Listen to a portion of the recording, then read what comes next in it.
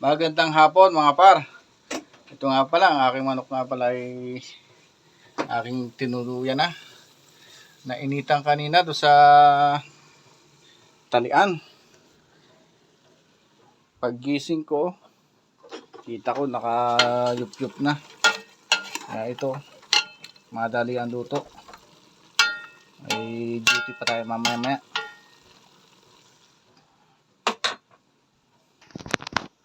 Pressure cooker na rin nali. Ari naman po ay pipitumbuan pa.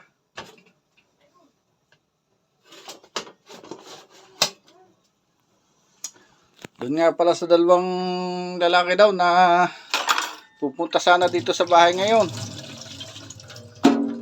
Na hindi tumawag.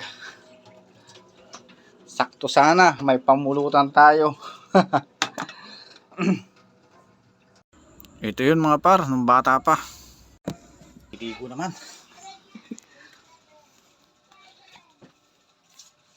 At may duty pa.